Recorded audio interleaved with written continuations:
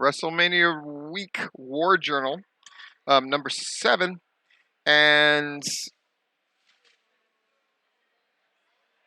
we're done. Sorry. I'm very tired. It's about 2:30 in the morning, and No Peace Underground has just ended. Um, I'm worried that nobody's cleaning up that fucking ring.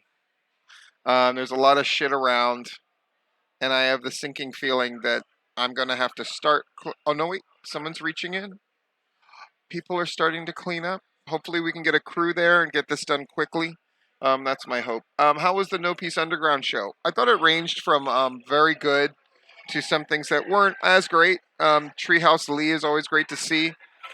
He's a guy that I've seen in Florida a few times, like at the Mayhem at the Mill shows and things like that. Always really good. Um, that quick scramble match. I'm not sure why it was so fast. It was 5 people, but it was really great.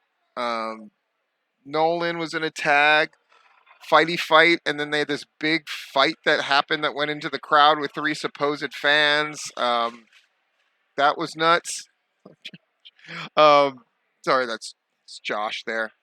And he appears to be organizing people cleaning up. Let us pray to God. Um, the matches were really good, and I was really taken with Jamie Senegal and Ace Austin. Ace Austin of Impact fame. Um, it's funny because I've seen a number of No Peace shows, and seeing the progression of the promotion.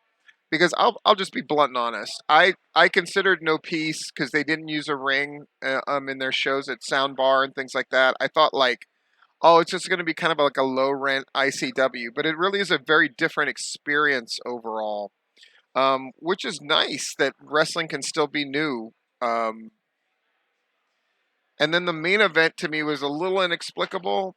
I think it's Casanova Valentine is kind of this big burly dude against Madman Pondo, an even bigger, burlier dude and older, and it was just a blood fest. And seeing Pondo, first he kind of put the promotion over on the mic, and that reminded me of Tommy Dreamer, who's been on the "This promotion is so great it reminds me of ECW" tour.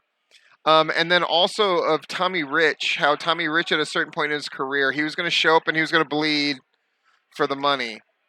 And Pondo's doing both of those things. And really, that match went for a very long time, and he took a very big bump um, to get pinned in the match. And I thought, man, Pondo, just like still knocking it out, still doing it. So the No Peace show for me was interesting in that you were kind of getting to see like different stages of wrestling as well as different kinds of wrestling, and the noir of the very new, like Jamie Senegal, who's trans, like wrestling, and in the next match you have Mad Pondo, who's basically walking, talking, and bleeding for money. Um, as a guy who's older from a different generation. In fact, they said Pondo started wrestling in somebody told me in 1989. So I was like a fucking junior in high school. I'm a 49-year-old man, so that was quite a long time ago. In any case, we're wrapping up day 1. My God, is nobody going to clean that shit up?